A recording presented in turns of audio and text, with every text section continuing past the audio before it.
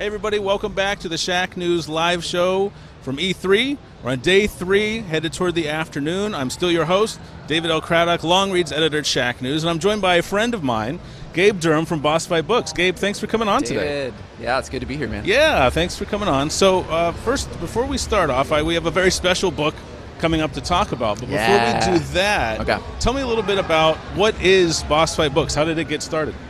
Yeah, so Bossfight Books is a book for kind of documentary-style, critical and historical and often personal books about classic video games. And each volume of the series focuses on one particular classic game. Right.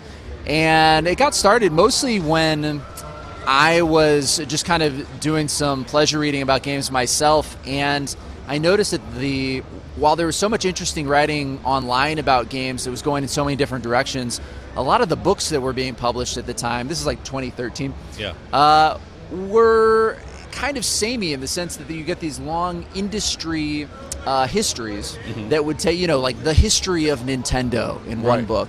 And, those are cool, but that was also bite off so much that if you really wanted to focus on one thing, there might be a chapter that's really interesting that focuses on, one of your favorite games, and they're like, man, we'd love to stay here, but we got to keep moving. Yeah. So it's kind of that idea of like, well, what if there's a press that doesn't keep moving at that same like crazy clip, and we can actually look into some individual stories. I'm glad you hit on that, because that always seemed the great irony of the internet to me. It's in one way, like in a lot of ways, our page count is infinite, but attention span is not, and so it almost seems to be faster moving than sitting down with a book to read a particular story.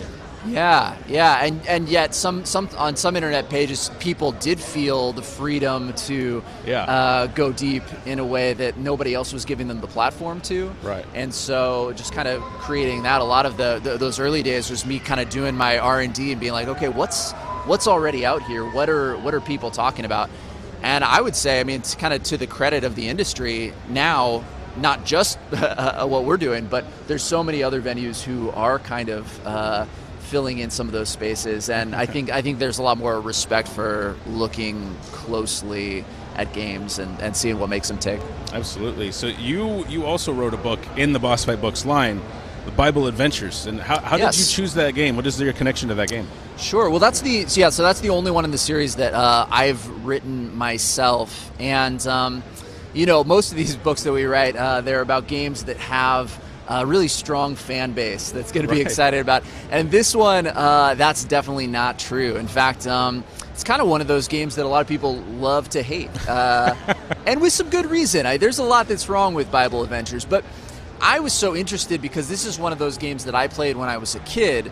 And, this is back in the days when, a single NES game was running about $50, and, even a rental was kind of expensive. So the fact that there was a little cart at the church that I grew up going to that had Bible Adventures and another of the Wisdom Tree games called Joshua for free, just to check out for the week yourself, I was like, oh my God, I gotta check this out. So, and, at the time I sort of pictured, really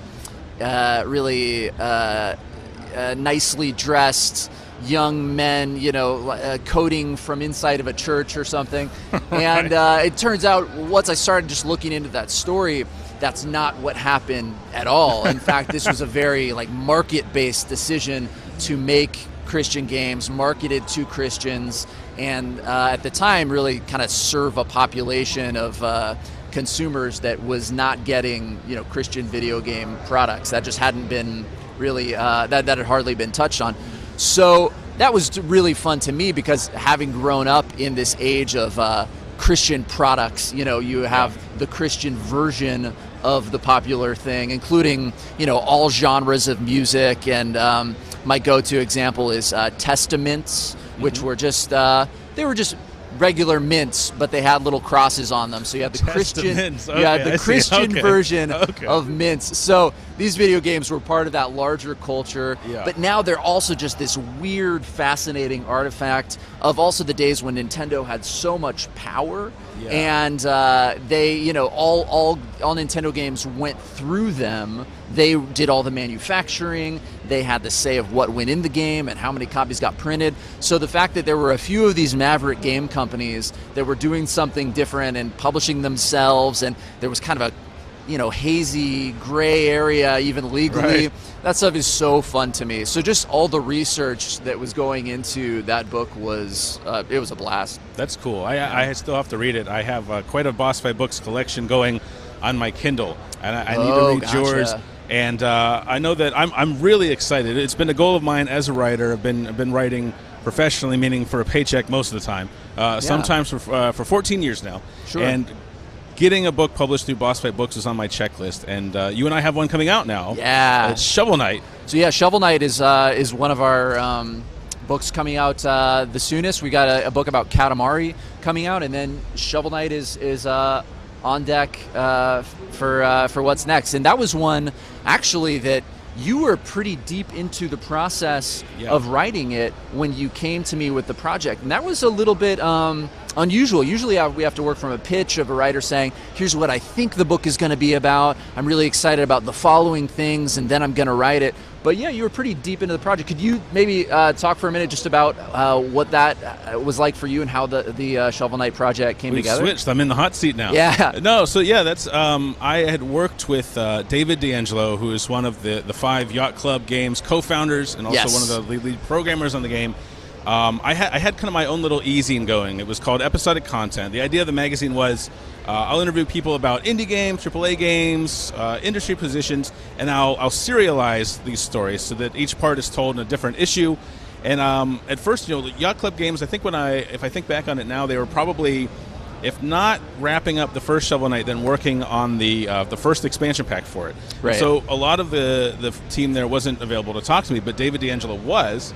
And it started as a much smaller project. I wrote about the making of the game just from David's point of view, and I think I had pitched you a book on BioShock, and you said no, and I was like, that's a bummer, but I'll come back next season. And then I was talking with Yacht Club, and I said, I really like this story. I think it was called Gameplay Per Square Inch at the time, which I preserved that title. It's now one of the chapter titles in the Bossfight books. Right. Yeah, I had to sneak that in there. Absolutely. And I said, it'd be great to expand this. And Yacht Club said, well, we've always wanted Bossfight Books to cover our game because we're such huge fans of them. Obviously, Shovel Knight, very inspired by 8 and 16-bit platformers. Yeah, it makes so much sense that our press would be doing a book on this. Exactly. And so I said, well, maybe I could reach out to Gabe Durham and see if he'd be interested in this book. And you were, and Yacht Club was very on board, and we expanded. I talked to David again. I also talked to Sean, Ian, the whole team over there, Nick Wozniak. Talked to the 5 co-founders, talked about how Yacht Club got started, and really kind of digging deep into the making of all of Shovel Knight's many components that kind of harken back to retro games, but also how Shovel Knight puts its own modern spin on those, because there's a lot of Zelda 2 and Mega Man in there, but there's also a lot of Dark Souls and a lot of influences that are unique to Yacht Club. It seems like such a distilled game in that they took all of their favorite things from so many games of the 8-bit era, and then kind of there's this layer of polish that, kind of looking back on that era, it's like, okay, well, what did we not like? Maybe, well, we didn't like the feeling of how terrible it is to get a really final game over screen after you've been playing a couple hours. It's just like these little finer points like that, which really get at your original title beautifully. Is just like they're thinking of like, how can we pack in so much gameplay per square inch in every screen and just make this feel like lovingly crafted. It's so cool. I just love that approach, and kind of you hit the nail on the head there. What I think I love about Shovel Knight is that it takes a lot of influences from NES games that maybe aren't as beloved. Zelda 2 is the black sheep of the franchise. I think most people can agree, but I really liked that game because I thought, for an 8-bit game played on a controller with 2 buttons, the sword play was pretty intricate for the time. And they said, well, a lot of people, when they look at Shovel Knight, you have like the downward stab with the shovel, and they said, people ask, oh, well, since you can pogo off of enemies, did you take that from DuckTales? No, that was Zelda 2, Link's bounce move and downward thrust. And I thought it was, and I thought it was really cool that they looked at games that were underappreciated and said, well, here's this one thing that they did really well, and that's going to kind of influence us. And Shovel Knight is also compared to Mega Man, and they said, well, we like Mega Man 2, and they have the Knights of the Order of No Quarter, but Mega Man is range-based, so we're going to make a close-range melee-based game. And I thought it was really cool that they didn't just kind of stamp out cookie cutters from the 8-bit era, but said, well, like you said, what did they do really well, and how can we kind of improve or riff on that? Yeah, what do we like about it? That's so cool. And I think one thing that just like makes your book unique is just how generous those guys were with their time, man. and the fact that there is that level of kind of finality to this story in the sense of, I mean, you really talk to everybody who was on board at that time. There's not that one, person who we just wish we could get a hold of, but they're really reclusive or anything. Right. Yeah, they were so open, and it's always nice to work with developers like that. And what I've found, this is one of many books I have coming out, and one of many books I've written, but it's so special to me because this team said, we're really glad someone is writing this down, because if you think about most game developers, they have crunch, or the death march as they call it. And when you're working on something, the same project for years, often 25/8 rather than 24/7, they forget a lot of those details. And so it's nice that, especially in this case, where I could ask maybe Sean Velasco, oh, hey, David D'Angelo remembers it this way, and I can go back to David and say, Sean filled in this. They really kind of helped fill in each other's blanks, and we kind of were able to paint this very complete tapestry in the book. Yeah, and it does make me think of the fact that, sometimes we get interviews with people about a game that they made 25 years ago, and you do get a lot of, I don't remember. Yeah. I think it might have been something like this. And like these guys, it wasn't that long ago that they were making the core game, and they're still working on King Knight to this day. So yes.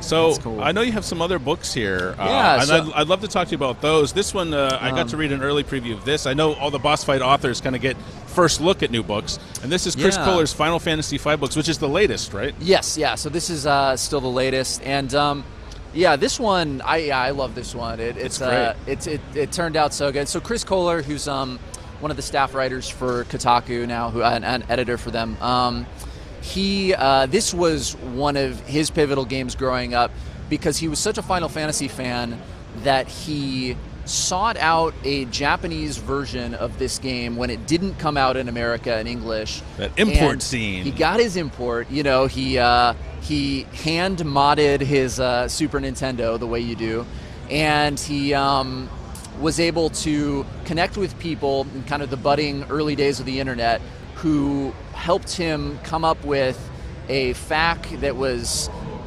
usable enough to actually play through the game. And so the level of dedication that he went to create this with some other people who were working across the country together for the common good is so fun. And then now the level of kind of critical detail that he can take to it, just with his years in the games industry, and just as such a appreciator of games that having both of those things at once is great. And then there's also a great creator interview that kind of runs. That was a great get here as well. Yeah, absolutely. So this is also one. This is the first book that was the cover was designed by Corey Schmitz, who who has also designed the cover of your book. Awesome. And the future ones. And he's an awesome designer. He's the one who really pushed for this kind of monochromatic, slick look. I'll show you our older ones. Also heavily features blue here is Lexaray Korea's Kingdom Hearts 2. But the approach that he took to it is really cool. He also designed like the Oculus Rift logo. He's done a ton of stuff. The new logo for the re-release of Shadow of the Colossus that came out just a few months ago. So really cool. Yeah, he's done so much cool stuff. So yeah, we're lucky to work with him on that.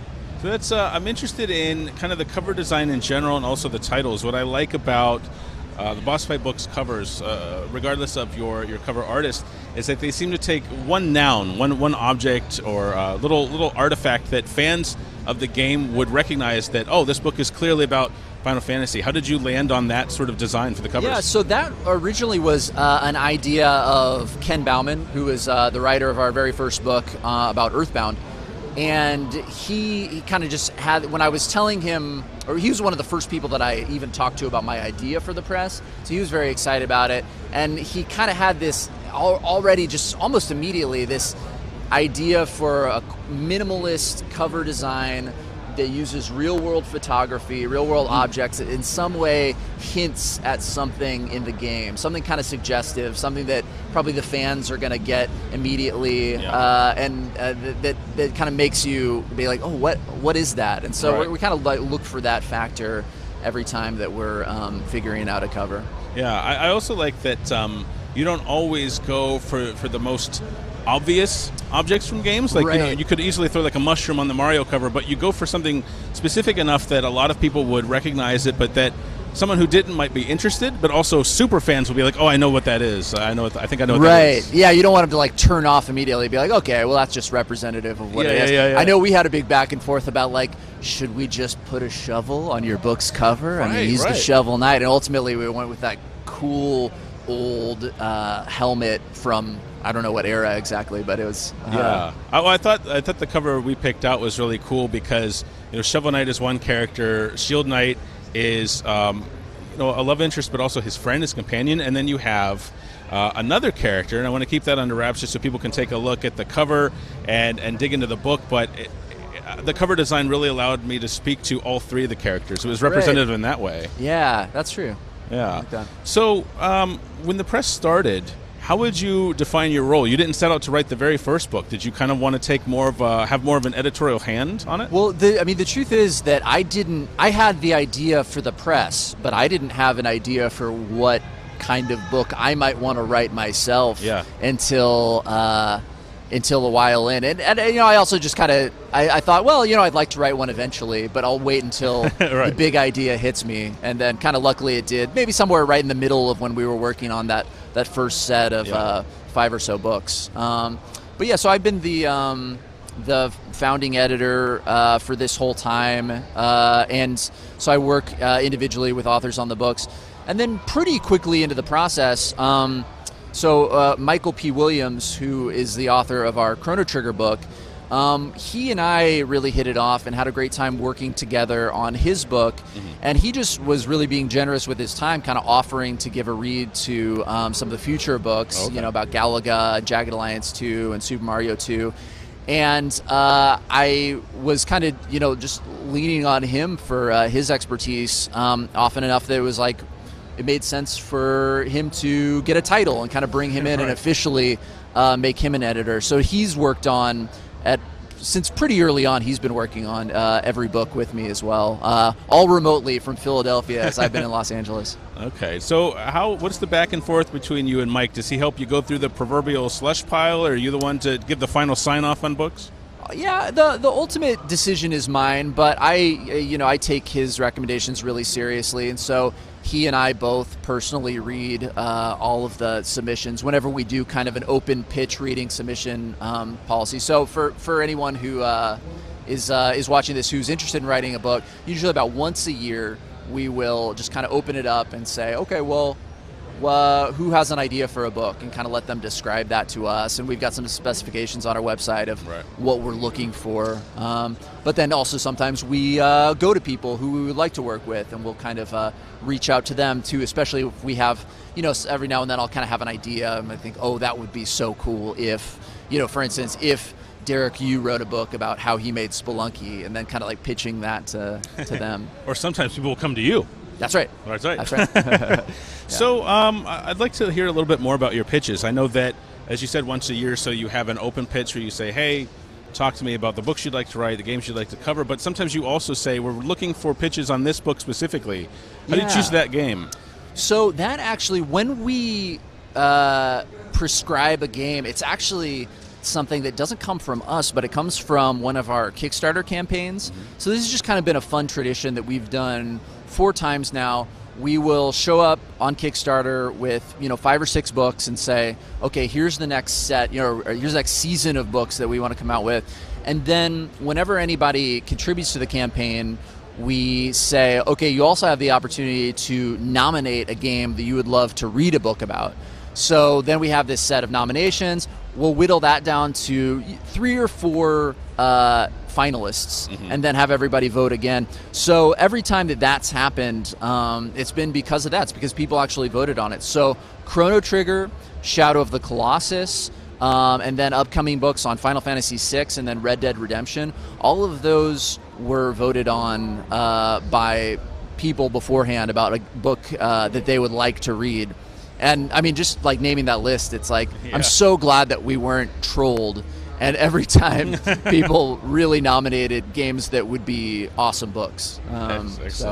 So when it comes to general pitches, what is it that you're looking for in terms of a prospective author's connection to a game? Because that's kind of one of the through lines of Bossfight books. So you're not only, for example, Chris Kohler's book, he has the interview with the Final Fantasy's creator, but he also has a very personal connection to the game. I think for me, the main thing is I want to have the sense that this is a project that can sustain the writer, because I mean, writing a book is a ton of work, and so often that personal connection is something that you care enough to see the book through a year, maybe even like 2 years of working on a book, and often there is kind of that personal story that the readers can connect to too, because gaming is so personal.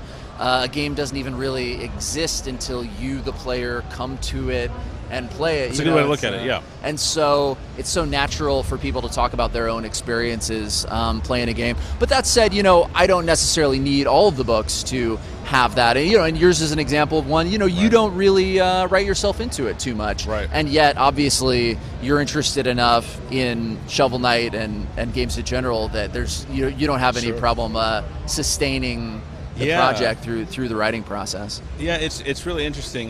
Just to take it back to Shovel Knight for just a minute, that's one thing. Writing that book, I thought, you know what, I really love this game, but I was having trouble putting my finger on why, because it did so. There were so many callbacks, but there are also so many fresh takes.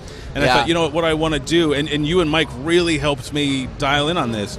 I wanted to write the story, and through that, find out, what is my personal connection to Shovel Knight? Why do I love this game so much? And then I think we're going to open the book with a preface saying, like, here's why I'm writing about this. Here's what I love about it.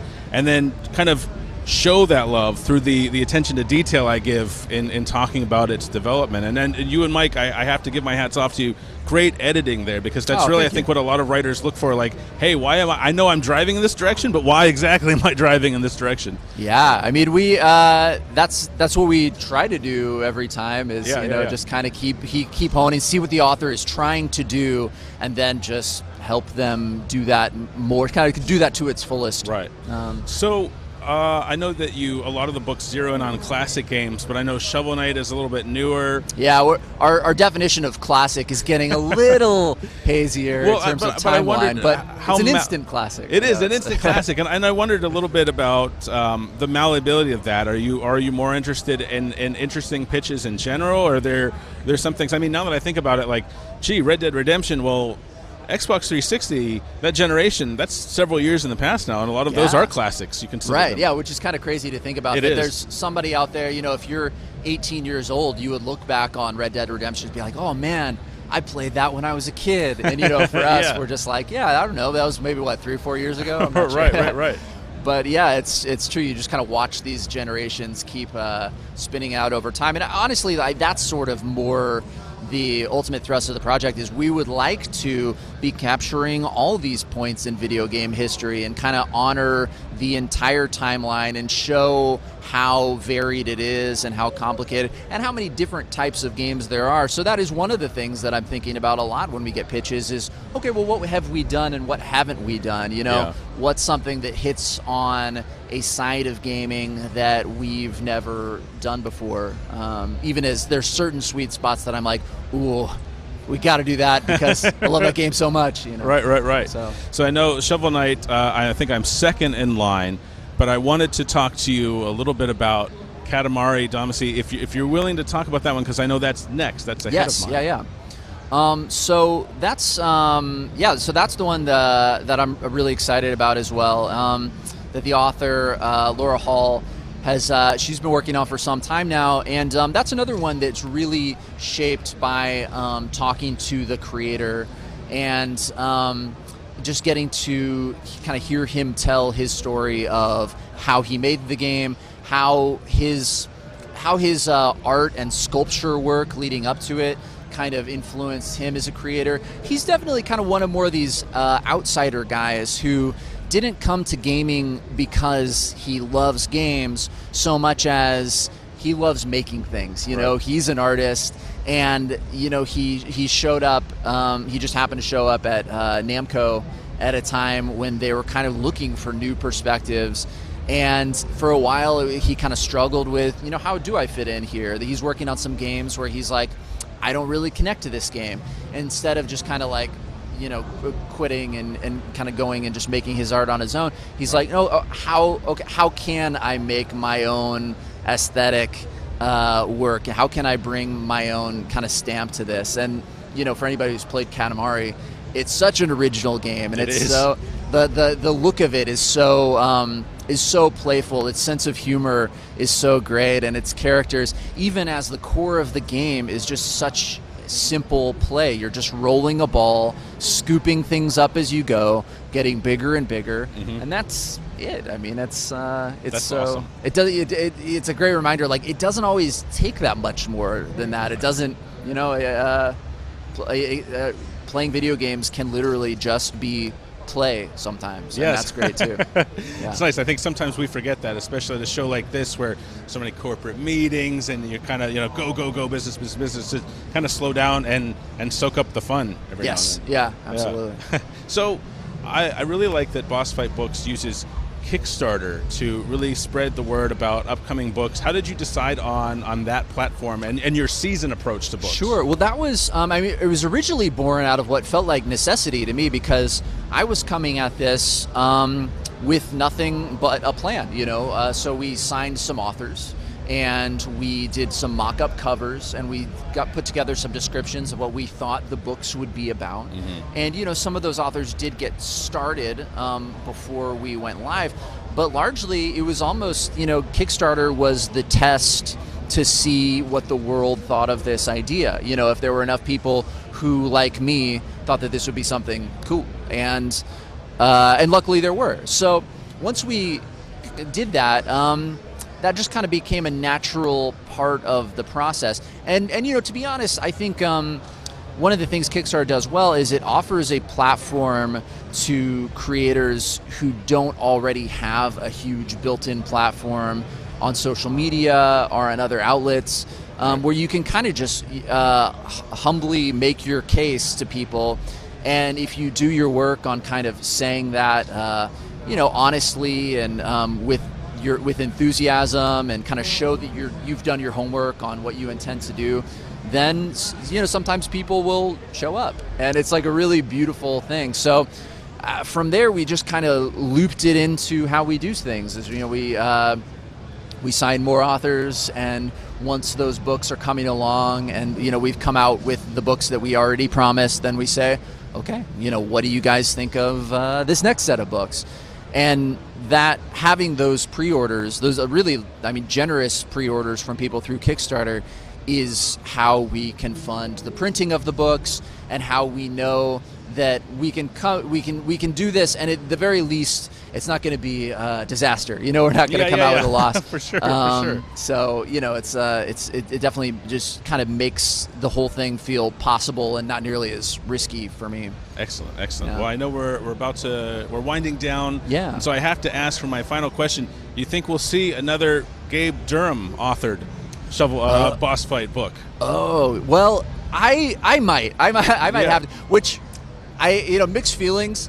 It goes against the thing so far where we had a different author every time. Yes. But it is so fun to have a press and then to sort of, if I have like somewhat recently had another idea that I've just been, you know, kind of stealing away, making notes about. Yeah. And it's like, ooh, you know, if this heats up enough, I might just have to pull the trigger and do another book. So. Right. Well, thank you very much for coming on. Shovel Knight, I know you and I don't have a firm release date yet, but sometime this year, right? We're looking at that? Yeah, I believe so. I would love for the book to come out, you know, maybe 3 or 4 months from now would be well, I think is a pretty good target. Well, now I have my final deadline for when I get home from E3, so that helps me. Yeah. So no pressure, sir. But right. But yeah, we're gonna hit the ground running. It's gonna be really fun. Excellent. I'm looking forward to it. And any release date for Katamari? Katamari should be about 2 months from now. Okay. So that's like mid to late summer. And then it's going to be pretty kind of boom, boom, boom from there. We've got NBA Jam. We've got Knights of the Old Republic. I'm still looking forward to both those books. We've got a really weird book about Postal coming out after that. Yeah, talking about a games people love to hate. Exactly. Yeah. You got to throw some of those in sometimes, because sometimes the stories are so good, even when the game itself is not so good, and actually even kind of troubling. Yeah, kind of a little bit. Yeah. Well, thank you very much for coming on, Gabe. Oh, thanks, David. This is so fun. Yeah, it was a lot of fun, and I am your host, David L. Craddock, and we will be back with more developer interviews here on the Shack News Live E3 show. Stay with us.